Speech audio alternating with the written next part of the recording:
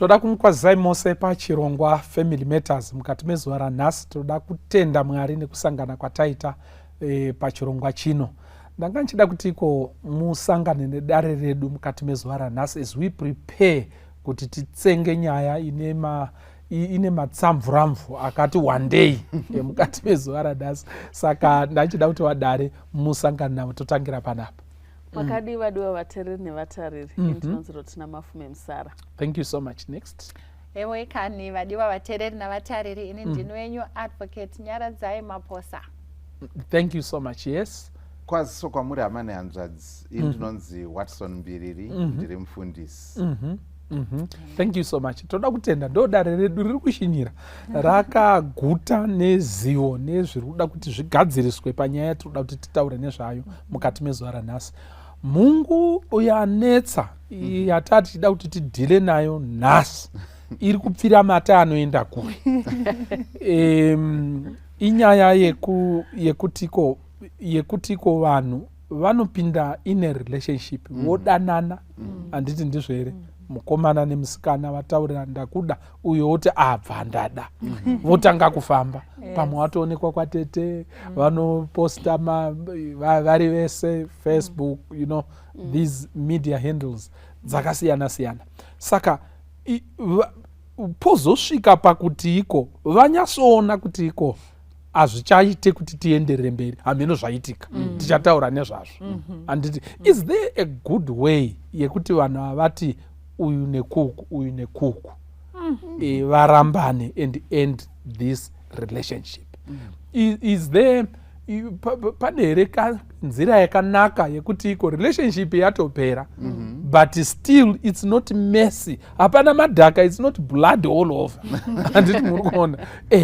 Ndo nyaya yatinoda kutaura nezvayo mukati mezuva ranhasi. In other words, tiri kuda kuti titaure mukati mezuva ranhasi gono nezvikandamina.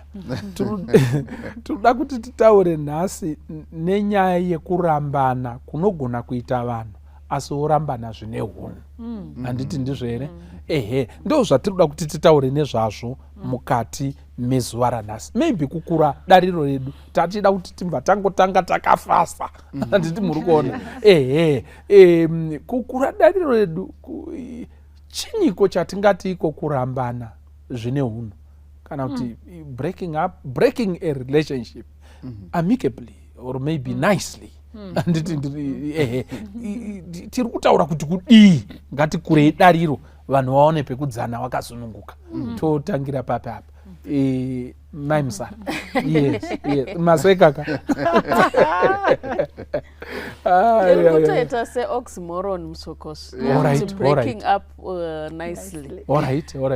Because breaking up is not nice. Yes. All right. Breaking up is not nice. Okay, all right. Nyamaka kuti pane ma-emotions. All right. Akawanda anoiswa mu relationship. Okay. In fact, I can say my investments. And my investments are kubva kuma emotions. Okay. Sometimes they are financial. Sometimes from social circles. Exactly. Time investment chayo. Yekuti wadanana nemunhu wamupa zvese. You have surrendered your heart. You have made yourself vulnerable because love is vulnerability. Okay. Because you are trusting kuti zvandaisa zvandiri kunzwa inini towards this person ndo zvaari kunzwawo towards me. Saka kufungidzira, it's vulnerability. It's opening yourself up for someone to use or abuse you.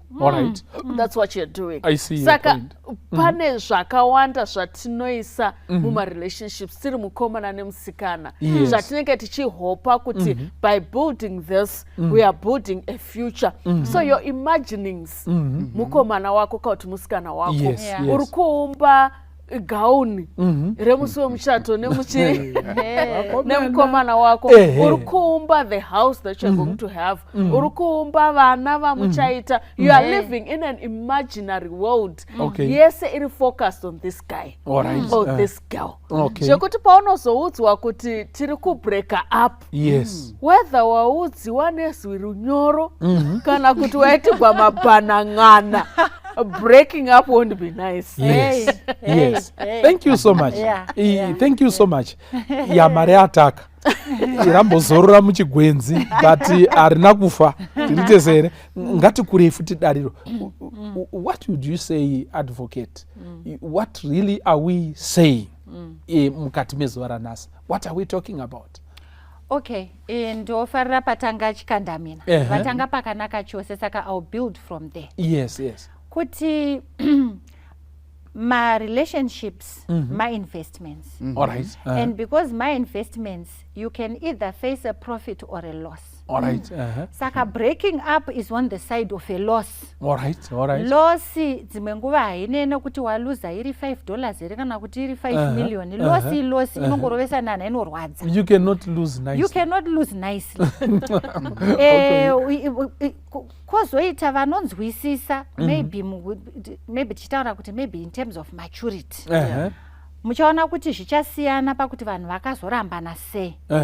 Pane vanorambana zviya zvokuti zvinorwadza but there's not too much blood. Okay. Kozeta vaya vanorambana zviya zvinozonzi mashani kongonya kutarisana kwevakarambana.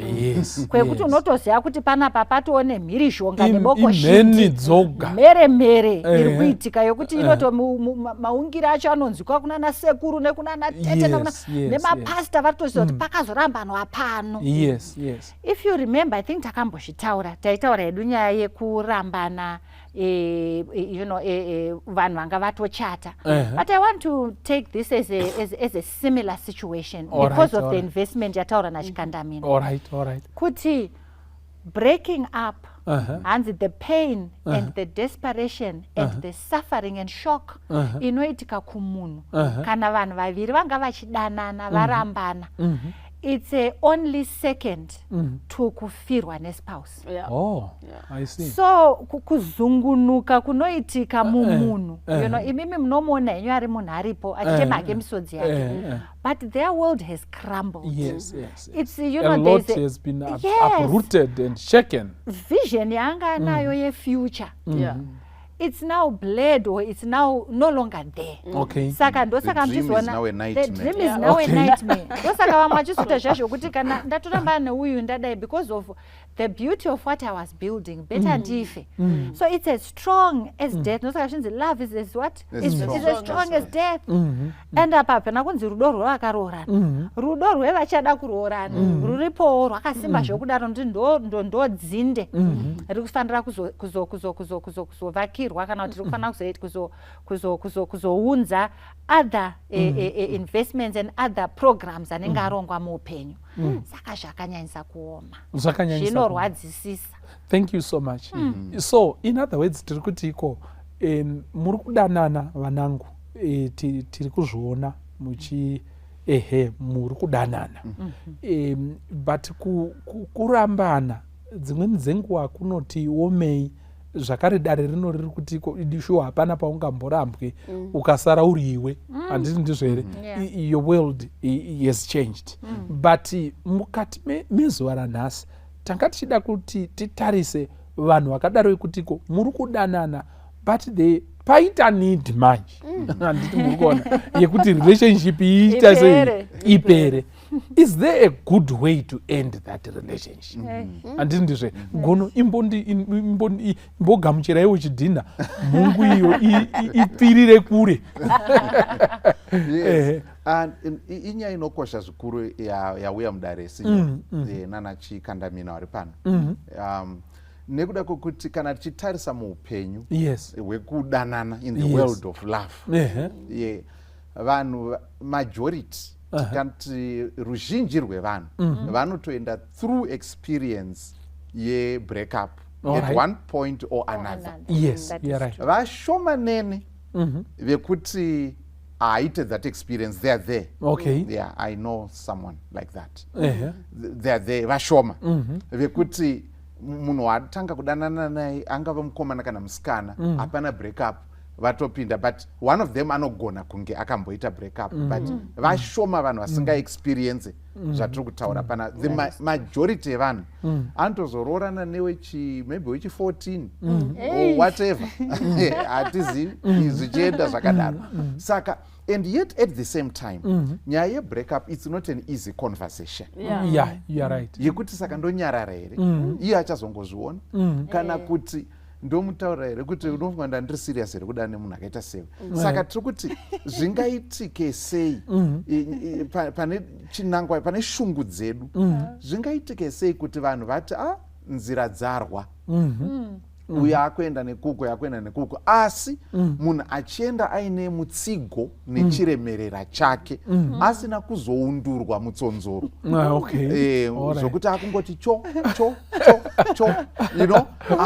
asina kuundurwa, asina kuyanikwa. Handiti ndizvozvo. Saka zviri tricky. Saka tati number 1 vanhu vakawanda tinobatwa nenyaya iyi.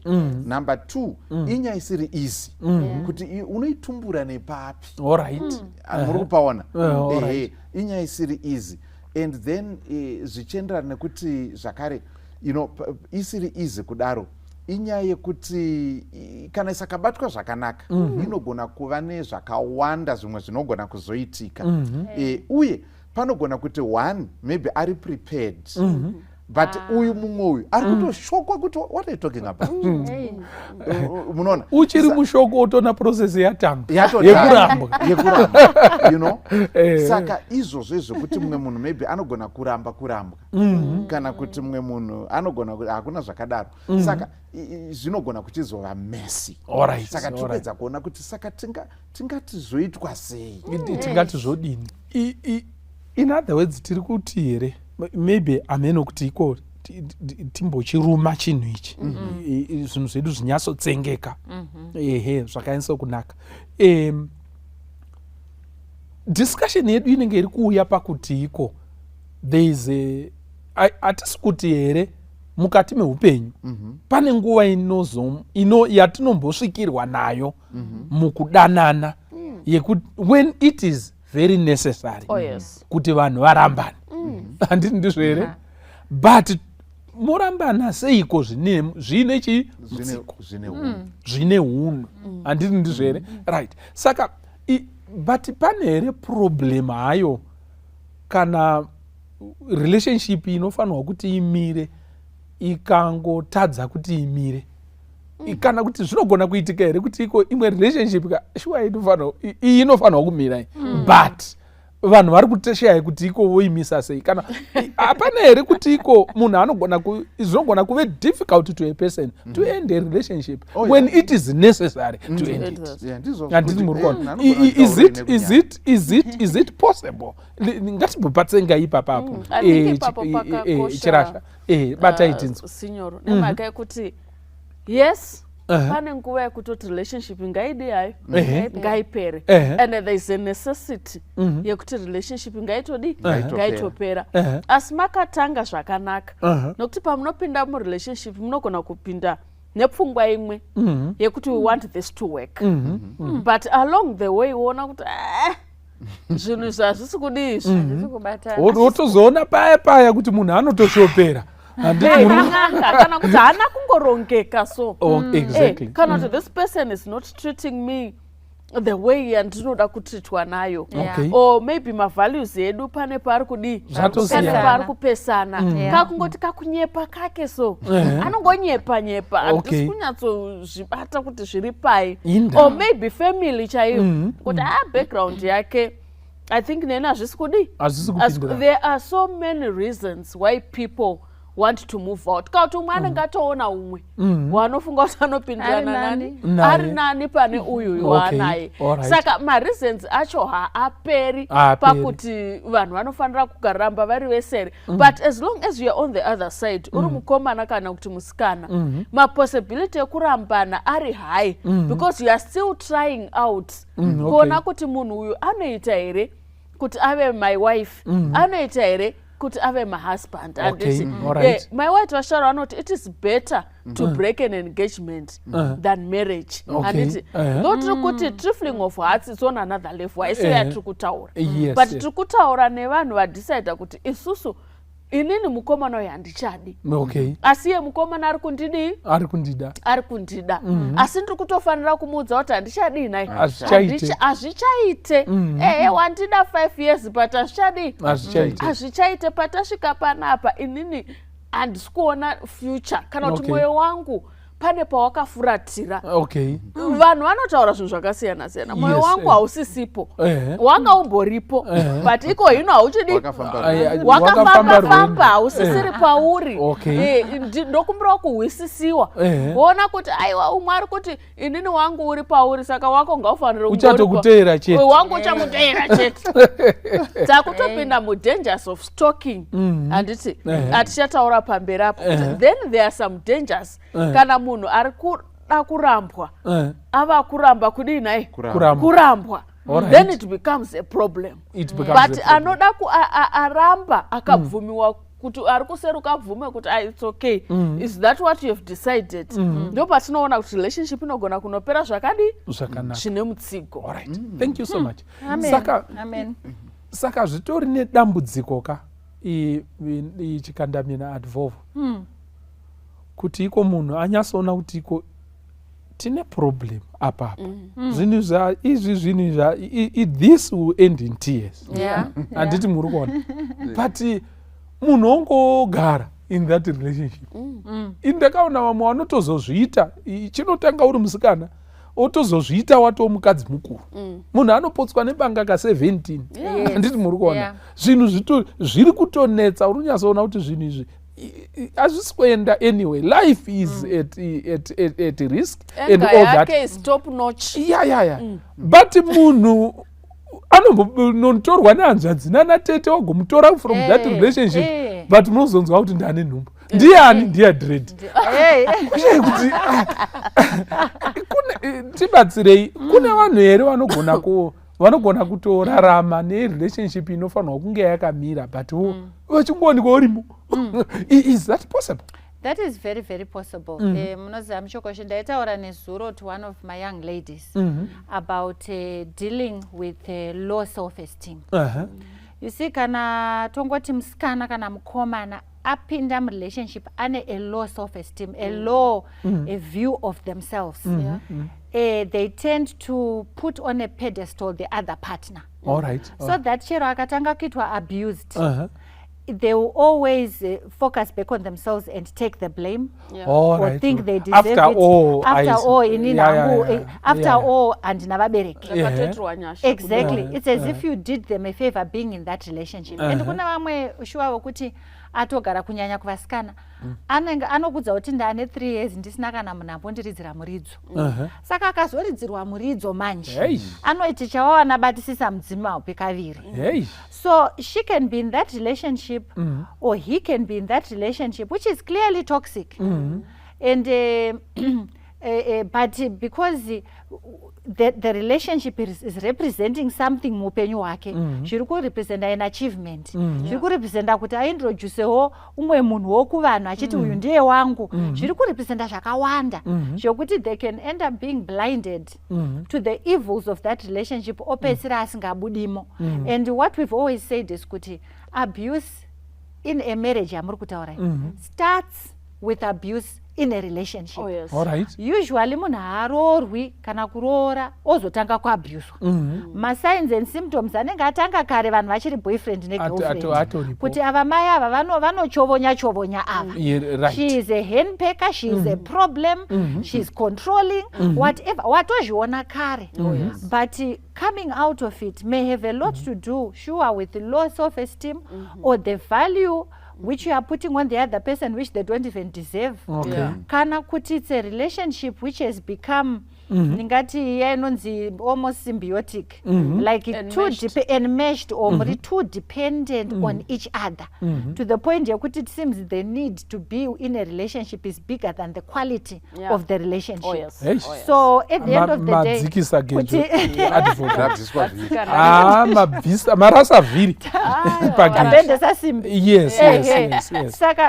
so when people are ndosaka chizonzi you cannot love someone that you need. The minute you need that person, it's no longer love. It's now a need. And that need will always override other factors which need to extricate you out of that relationship. But you need someone you But love. you need someone, ndosaka munhu achigara arimo. Moses like wakatsikirirwa zviya zvokuti amadzikirira. You know kuti you want to wake up. But pane chiri kukuita kuti usamuka. But uri pa state of some subliminal state that you are in. You are aware that you need to do something, but you are at sea as to what to do to come out of that relationship. Yes. Thank you so much. Padzikiswa apa. Padzikiswa tibatsirei. Thank you advocate na Chirasha. Thank you so much. Zvokuti vanhu munhu anenge achida anenge achifanirwa kubuda murelationship kana relationship inofanira kupera.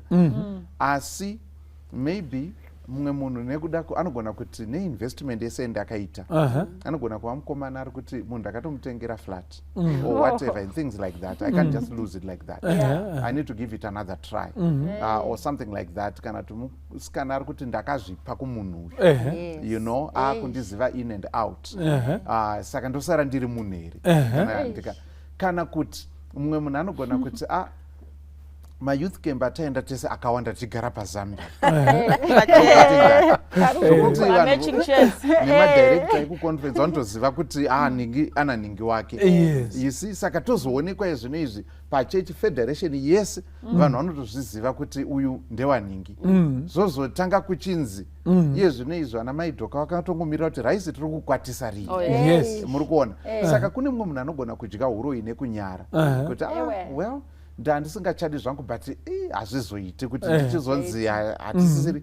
Saka kune vamwe vanokwanisa kutoenderera mberi nerelationship yaanoziva kuti emotionally inahandisisimo asi vanhu vanozoti kudii. Munozoti chairwisa vanhu chaizvo tichakura kuchikoro handi kunyatso kuti maisagona kutaurirana neuyu asi maziso evanhu panzi zamu ramai vakwa nezamu ramai vake handiti muri kuona vanhu vese maziso jiji. Vanhu ivava vari tu mukavatora kunyatsa kuvasiya havamborwi. Saka kune vamwe kuti haatozobudi nekuti ari kuti zvino vanhu vanozoti kudii. Taipfeka maAfrican attire akanometa camp meeting. Okay, all right. Saka zvinowanika izvozvo. Thank you so much. But I think going forward, what are some of the things, of the hard things that we make each other to go through, you know, pakurambana?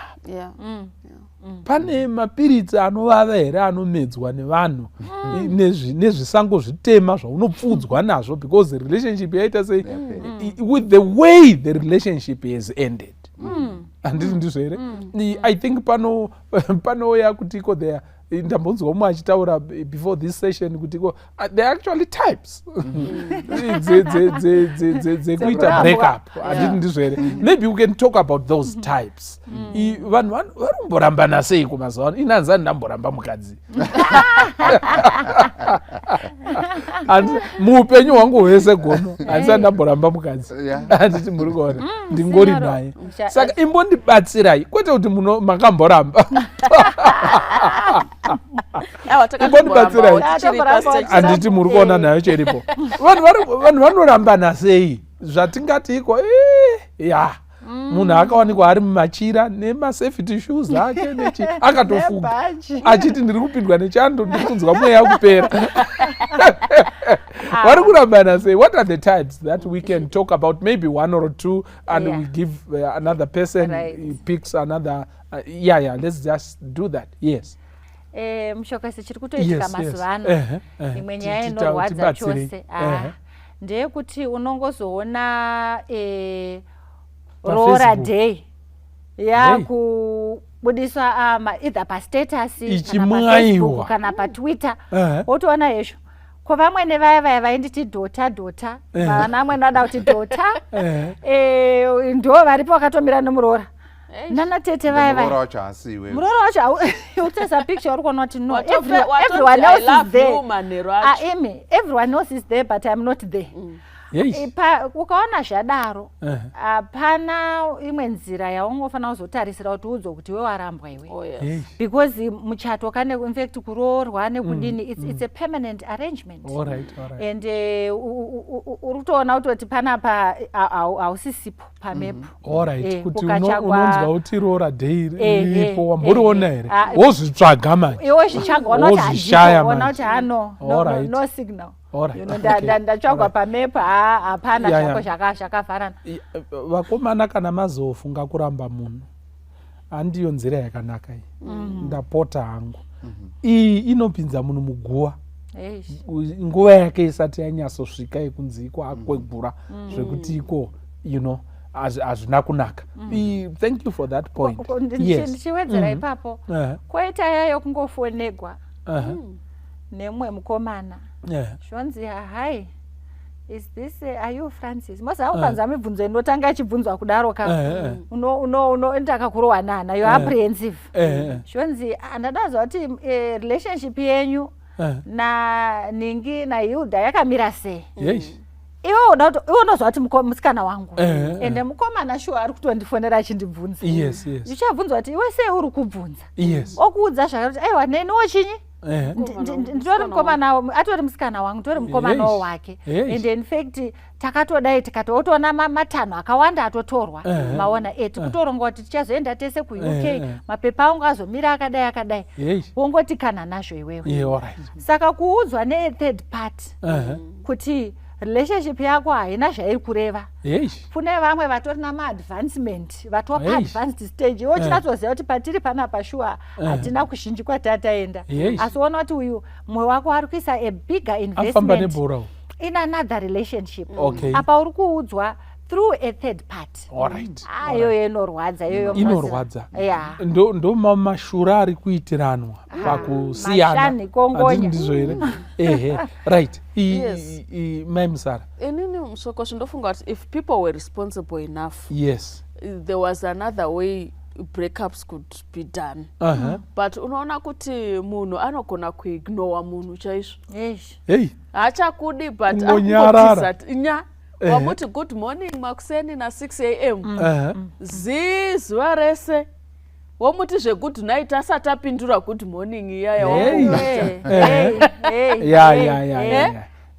pagood night ndopongozesa kakanzi night ende kana 9 na T kana 9 TE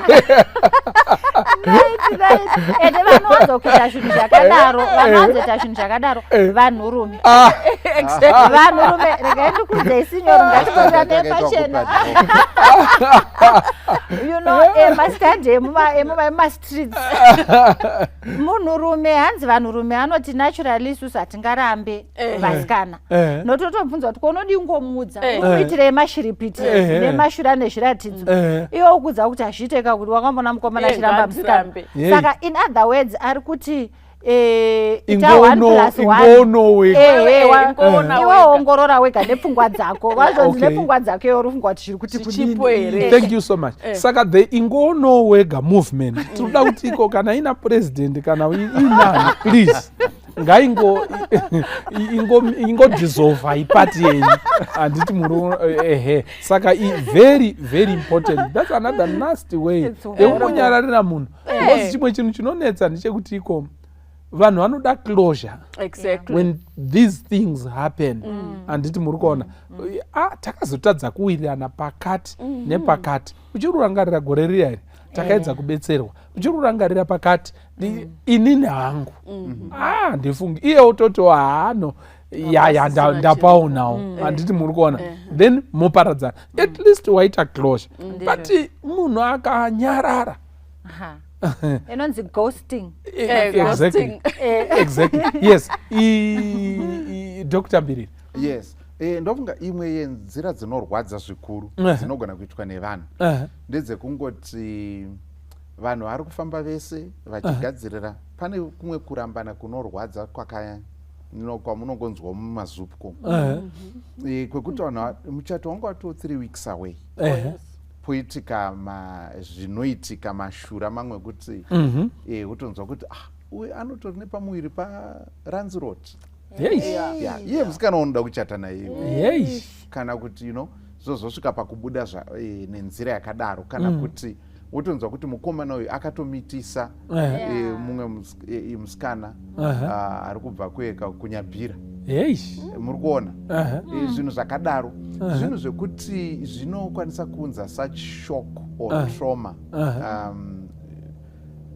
kana kuti post traumatic stress yekuti kune vamwe nokuti vakatoita sokurasvika njere nezvinhu izvi vamwe vanhu vakabuda mabasa vamwe vanhu vakakanganisika zvakanyanya nekuda kwezvinhu zvakadai zvokuti munhu ari kufunga kuti saka ndiri ani ndiri chii panyika vanhu vose vanga vachiziva kuti tagadzira muchato zvichida wemabhureda anga akutochengetwa zvimwe zvakutotanga kuungana munzvimbo hembe dzavaperekedzi pada dzatosonwa and so on pouya chinhu chakaita sechichi kana munhu iyeye asakawana rubetsero rwakasimba nenguva zvinogona kumukanganisa zvokuti anogona kusazodzoka pachimiro chake chaicho chaanga anacho.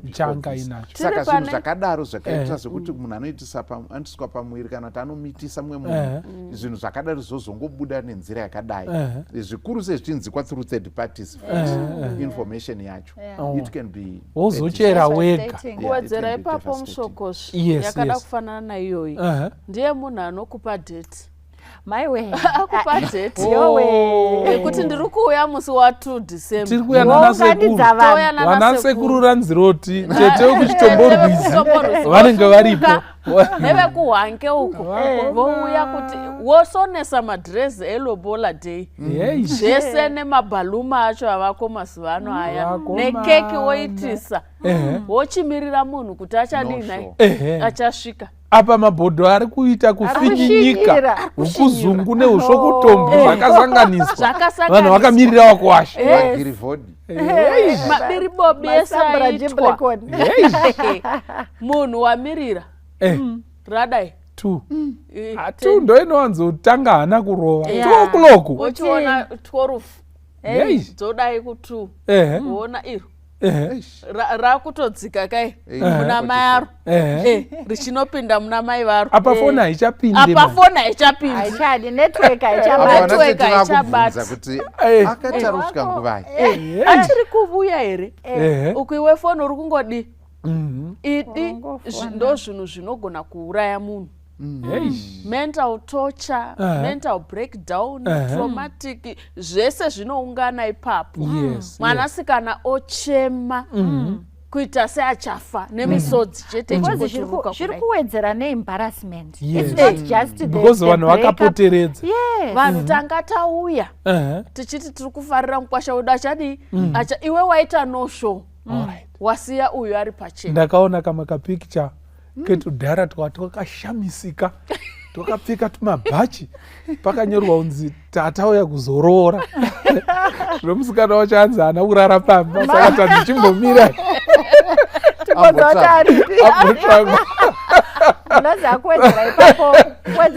wakamirira kuwedzera panyaya iyoyi pane zvimwe zviya chaizvo zvokuti munhu ari kutoudzwa kuti ini nangu handichakwanisi handitika wobvunzwa kuti nemhaka yei hamunonza nyaya iripo munhu otanga kudedemura zvino kuti you see problem yako iwewe wakuchiudzwa all the terrible things about you after all exactly zvautoshamisikaa kana unzi but wakazvitarisawo wega hauna kudzidza iwe unoona uchikwandirana neni chaizvo like from the beginning ndaizvidhauta ndakangoti titry hedu but ndaona kuti clearly hazvidini hazviiti plus hauna mari haudrive because you know when you whittle someone down to nothing you take all the negative things about them and you magnify them because you want to be justified as to why you are breaking up with that person. That's a terrible thing because it leaves a person feeling very small. It leaves a person even though uchiti ndataura ndakamuudza ndakamudza mareasons achona but uri kumuudza kahwai one day everything is falling thunder and rain at the same time. Mai vako vanoroya vadzidzisi vako vaya vanoita chipambinda ndichazoita mhuriyo. So you know, there are negative things about our families and about ourselves when we're in relationships. And when you're in a relationship, munhu akati ndokuda, the connotation is ndinokuda nezvese zvauri. Ticharamba tichibatsirana kuti tirambe tichikura in the Lord, tichisimudzirana.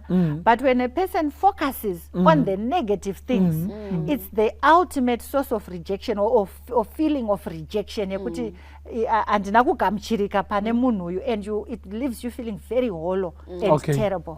Kuwedzera ipapo kamushokoso. I think zvakakosha kuti mayouth edu azive kuti breaking up with someone has much to do with you than with the other person. Serious? Yeah. It has much to do with you, because iwewe ndiwori kuti I can't be in a toxic relationship. This person has kuziva kuti ari toxic. Saka it's about you not being able to be in a relationship with someone. Iwewe ndiwori kuziva kuti background yake nokusadzidza kwake ndokusiri kupindirana neni. Iye ari kufunga kuti akakwana ari kutoita for you.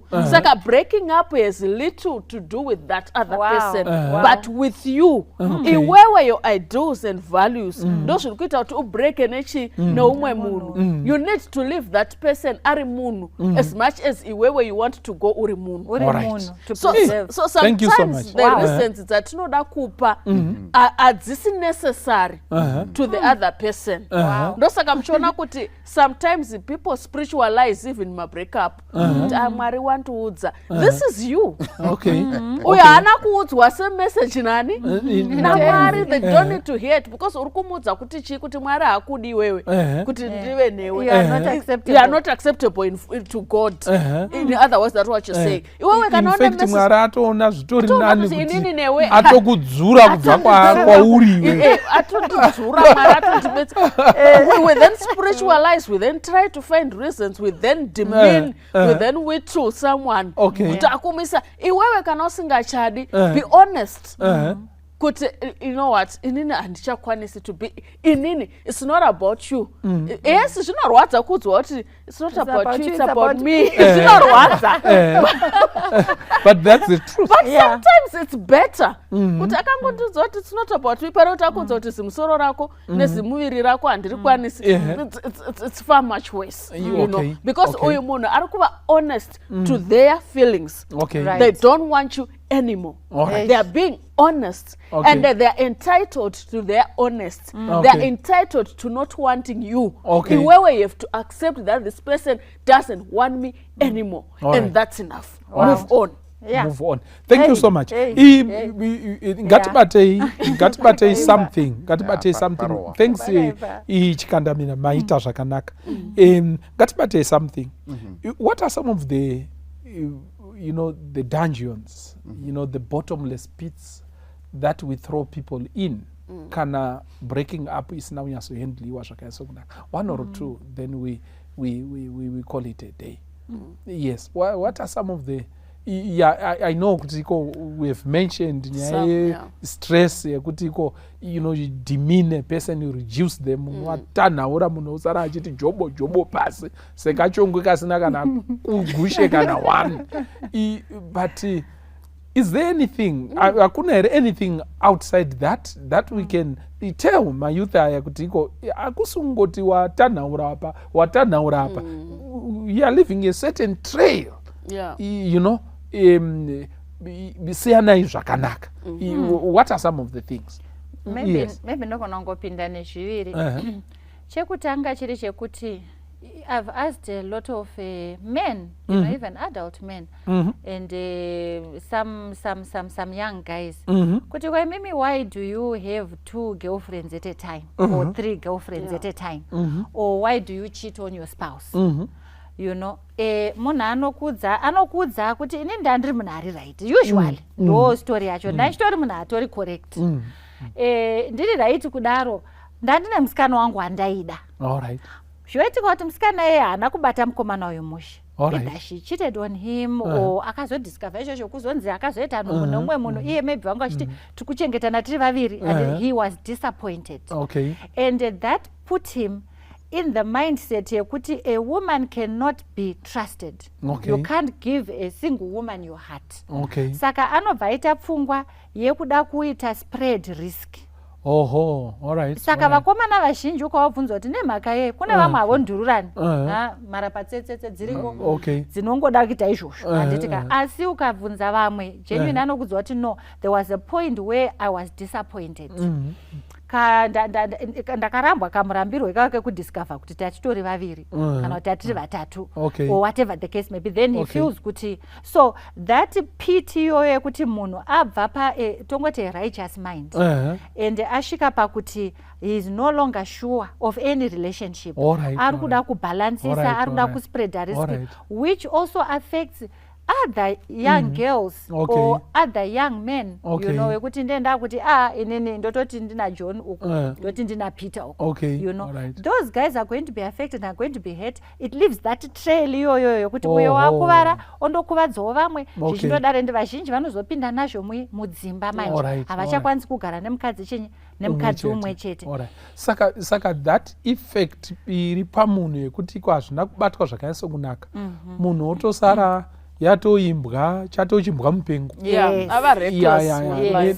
nekubatwa kwaaitwa, then they are not fit for any meaningful relationship, and they psychologically change. They change. The other thing again mukazvitarisa as a girl, I think vaskana, there's a boy who cheated on you one time or another. Zvinoitika tongoti mumusikana kuda mazotudzwa zvinoitika kuvakomana, maybe it's the same thing, but zvinoitika kumusikana iwewe inini I am tall and slim, ona munhu wakachitwa naye, she is short and she is very round, instantly the feeling is I feel inadequate, kuti I think the problem is ndiri rangwani. Then ndakaitirawo mufupi ndichifitanawo neuyu kuda takareberana takadai, kana kuti maybe kuda handina nhengo dzakakwana pamuviri kwangu, frame yaita ichidzoka instantly the comparison kana kuti uyo yellow bone akachitwa naye, yes, iwewe uri mushava, ndiri dark chocolate, you know. Saka if it's a guy achatarisa kuti uyu ane mota, so the instant feeling is the feeling of inadequacy. Yes, you know, so the comparison is instant, and the feeling of inadequacy follows. And that person anotofamba kuti kwesha munoziva asisina self confidence yakakwana, whereas munhu ake ane tsokorola dzake, it's you are fine, and pano mwe munhu atori nani than that person who will accept you, but nogona kutozofila kuti I can't date this kind of girl, mwana wa pastor. Why? Because wakambotaridzwa nemumwe munhu kuti you are not good enough if you are not like this, if you are not like that, if you are not like that. Also Corolla. Hanzi kana ti step father. No, Roma steps. Footron. All right. Thank you so much. As we are trying to round it up, I think tangachida kutiko, as you contribute, let's wrap it up tichitaura kutiko. Are there any kune nzira here dzekuti iko a relationship sure yanga ichifanirwa kuti ichimira imiro vanhu vachienda vaine mutsigo wavo, uyo onanga uku ndopatoda kupedza napo ipapo. Let me hear what you have to say. I think it has much to do with acceptance. Because the grieving process yemunhu arambwa is the same that you go through with death. And you first go through denial emotions and things like that until wasvika pa accepting kuti this is the reality. This is what this other person wants. Pakashaikwa acceptance iyaya ndopamunoona kuti ndopanobuda ma-toxic behaviors manje, ana stalking, she can't be with any other men except me, suicide, regaindi zviuraya hangu ndicharamirani, I had invested so much, kutotadza kuita move on and living a fulfilling life because I was kuda kuaccepta kuti this person adi akuramba. So hard as it may, because breakup inorwadza, what's important is you going through the cycle of grieving. Kana uchifanira kuchema, you go to blaming, you will blame yourself, it's okay. You will go to denial, you will deny the whole thing. Haangampondirambi aindida, munhu ainditengera machocolate, munhu aindidropa kubasa every day, munhu aita se no, pane zvakaitika, you are in denial. Ndimainini vake, ndisisi vake vanga vasingandidi, ndibhuti, you know, you are going mai vake, you are going through these emotions, but munhu atotaura zvaari haachadi, and you move on to accepting the situation. When you start accepting the situation, you are then ready to move on. So yes, ku break up as responsible adult youths, it's more about talking about it. Kutotaura kuti ndo issue. Kana uchida third party to help you, maybe you can find a responsible person anogona kuuya pakati penyu ongonotaurawo kuti mbuya sekuru vanenge vachidi vachinja mafungiro, ndati ndiuye semuzukuru ndatumwa nasekuru kuuya kuzokuudzai kuti izvi hazvichadi hazvichafambi zvitori nani, so that you have a responsible conversations around it. Kana kungotozo sometimes unofanira kungototiza, especially if it's toxic. You have to find your way out and you just close the door and leave that relationship. Thank you so much. Yes. I'm loving this point. Kuti have empathy. Chinonzi empathy is so important. So pakuramba munhu, because surely uri kuona kuti uyu munhu hatina kwatiri kuenda. Maybe you've just discovered in the relationship kuti he's a narcissist. This person, or he's cheating, or he's lied, or anta basa rekuba, kana kuti handitozive kuti maybe basa rake raanoita iri mashura, I don't want to be involved in that, or whatever the case may be. But still have empathy and it for that person. Exactly. Zviise mutsoka dzake kuitira kuti mashoko achabuda mumuromo mako agamuchirike. So first of all you need empathy. Kune mumwe munhu ndizvoka. Hamuzodzokera nhere ukambva wanyanyoita empathy aiwa kana mareasons ako ari correct. Wanatsokuisa pamunamato, because before wato break up nemunhu munamata, really pray, it must be prayerfully done, because you need wisdom on how to handle this. And dzimwe nguva muono wako waunga ushingoti nawo hauziwo, munoziva dzimwe nguva Mwari anogona kutokuti wait ndizvoka kuti maybe this person is going through this, but chinhu chazo whatever the case may be, and but pray about it, seek counseling, kubvunzawo vanhu vakakupawo imwe affirmation, especially vanhu vaunotrasta, that kind of thing. Tinzise kuti munhu anorambwa mushokoshi, munhu uyu kurambwa kungoyo kuti atarambana. The very reason for a breakup, it's a breakup with embarrassment. Ndizvoka, a breakup with embarrassment kuti wachitwa nemusikana wepa same church newe, kana same district newe, kana kuti mamuchigara mesame board meeting, and there is embarrassment. Saka zvinezvi zvinouya nemasakatire nezvizukuru. Anditika there's a breakup with embarrassment, there's a breakup with disappointment. Nditeto anofamba nemuroora. Exactly. There's a breakup with inonzi chinyi rejection, because pana anoti aitiswa nhumbu orambwa. Kazhinji panetika nhumbu ndo panoramba navanhu, either way ndo pamharadzano apa. Saka imagine waitiswa nhumbu nemunhu aiti ndokuda ndokuroora ndodini okurambira kuti waita nhumbu. And hapana munhu anorambirwa nhumbu, munhu agara anga asingadiwi, asi nhumbu ndo yazobudisa. Twaisaiwonere kuti nhumbu yakutouya. Exactly, precisely. Saka nokuti kurambwa nokurambana kunouya namasakatire, there are other feelings attached to that act, which is because kana vanhu vachidanana, the drug, the affinity is so strong, madonzerana zvekudaro. Kana makusumbunudzanawo pane zvinyamanyama zvinodini zvinobatira pachihuku chiyachiya nekubvanzurana nekudini. Saka that in itself should advise murambi nemurambwi handitika kuti zvinhu zvofamba sei. Usually zvinototaurwa kunzi if you are going to break up with someone, especially if it's a volatile person, maybe this is advice to the youths, go to a public place. Musati uya kumba kwangu kana kuti somewhere private kana mumota, because pane zvinongozoigona kuitika, because it's a very emotional process. Go to a public place womutaurirana, munhu achaitawo kakunyara kuti chinyi pajekerere pakazara vanhu, anoitawo kakuzvidzora zvishoma. All right, thank you. Gono, yes, tibatsirei as we wrap it up and conclude? Tinotenda zvikuru vanachirasha they are dropping wisdom. Yeah, they are dropping wisdom. Tiri kudzidza zvikuru. So muchaona kuti kurambana, I think chekutanga ndechekuzwa kuti chinhu chinoitika. Kune mumwe munhu akatarira chirongwa maybe hausati wambosangana nazvo zvirikutanga zvinhu zvemafirimu. Muri kupaona munozva zvinongoda kungofanana nemwana achiri kuchikora reform 3 kuti anyatsa kufunga chaizvo, because kufunga kwake ndekungoti ndichipedza ndichabva ndaita so, ndichipedza ndakutoshanda basa rangu ndobva ndatenga mota yangu ndobva kuti anyatsa kufunga kuti kune chinhu chinonzi unemployment kwaari zvinogona sonyanyisa make sense, you know. Saka kune vamwe nekuti havasati vambosangana nazvo, we don't wish it on anyone, but statistically speaking majority evanhu they go through this experience yatiri kutaura nezvayo.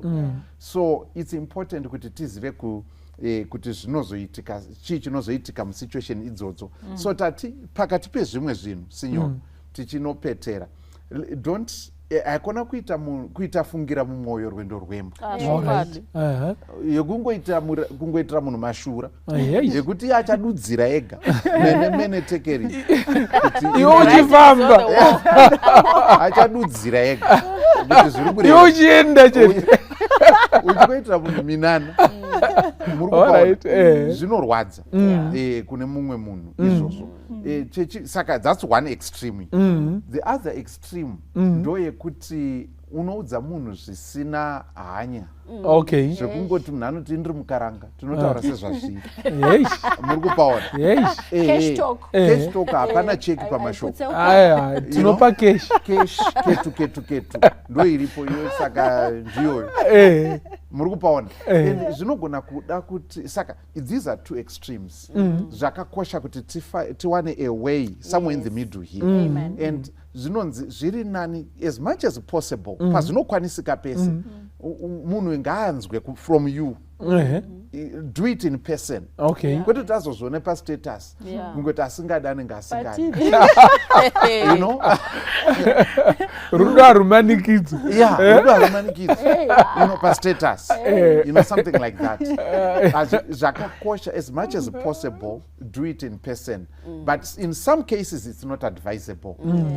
Kana paine toxicity neviolence dziya unenge watozviona kuti, saka in some cases it's not advisable. But as much as possible kana zvichikwanisika munhu ngaaudzwe obva anzwisisa zvisina kutanhaurana. Muri kupaona zvisina kuundurana mukati, angoti iwe ipa zvikonzero zvako iwewe, kwete zvekubva washoropodza mumwe munhu kumusiya ari chinhu pasina. Saka hatisi kuti izvi zvinoita kuti pasave nekurwadza, asi tiri kuti kunyange zvichirwadza munhu anokwanisa kuzoenda hake mberi, anokwanisa kuzorikavha oenda mberi aine unhu hwake. Uye it's not necessary kuti ndifambe ndichiudza kuti melo no, Mbira hamuna here tinyatsogare pasi ndinyatsa kumbokuudzai. Wakuchikanganisa image yemunhu kune vamwe vese uku, maperspectives ndakapedza naye kare, you know, kana kuti Edward hapana kana or whatever. No. Okay, maybe rega tipedze tichiti bhaibheri rinotaura panapa. Chekutanga tingangoenda pachiko pagolden rule, Matthew chapter 7 and verse 12 na Luke 6 verse 31. So in everything, in how many things? Everything. Even pakurambana. In everything, do to others what you would have them do to you. For it sums up the law and the prophets. Amen. Be considerate, be thoughtful. Pane mumwe munhu kuti ari kunyora exam kuswera mangwana womuudza nhasi. Are you getting that? Timing yacho. Be considerate in everything. Itira vamwe zvawaingada kuitirwa iwewe ukazvigamuchira, maudzirwo and so on. The last text yandicharefere to iri kutaura panapa pamusoro pa Joseph and Mary, Matthew chapter 1. Now the birth of Jesus, verse 18. Now the birth of Jesus Christ was in this wise. When as his mother Mary was espoused to Joseph, before they came together, she was found with child of the Holy Ghost. Mary pamuiri tuku. Asati agara naJoseph.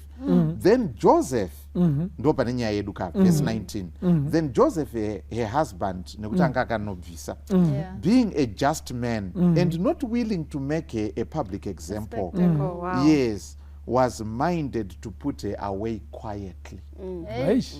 Murikuona, Joseph was very thoughtful kuti apa kuti tiendere mberi hazvichaiti, but haana kuda kumuundura pavanhu.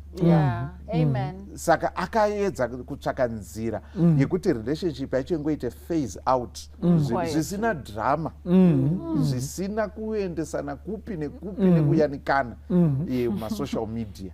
So zvinokwanisika here? Hongu zvinokwanisika. Tikutoona umwe munhu angatoo muprocess, ngirozi ndo yakatoziva kuti aiwa. In this case it's different. Are you getting that? So dai Mwari vakatibatsira kuva considerate, kuva thoughtful, even patinosiyana. Thank you so much. Maita henyu toda kutenda mukati mezuva ranhasi nemasoko akanaka atiri kuudzwa. To our young people, it is very, very important. Usangorarame upenyu huri careless. Uya hwekutoti unongotiko ndina basa nazvo. Anyanganani chidhoma chekwachivi, uchingokanda mashoko, uyu watora, uyu wamufumura, waita sei, vamwe vanotosvomira totanga kufamba nemumwe payouth camp ipapo kana kuti youth big Sabbath and all that. Iye ngaaprofite, handina basa nazvo, ngaaonewo ega kuti iko handichamude. It is not wise at all. A just man anoita end a relationship yaona kuti haichaite, anoita end peacefully. Zvakada zvokuti mumwe anoendawo aine chimiro. This is our advice to the young people vari mukati mema relationships. Kunyangwe vanhu vatotorana kudhara. I think this principle also apply. There's a time yekuti matotorana magara mese, but poita chimwe chikonzero chiri biblical chekuti komusiyane. There's no need for drama. Uyu ngaende aine chimiro, iwe uendewo une chimiro. Mwari ngakukomborerei akuitirei zvakanaka. Zita rangu ndoitwa Pastor Francis Mbira, musokosi kana kuti tinaidzirwe pachirongwa Family Matters. God be with you. Hakuna hama kupinda Jesu. Hakuna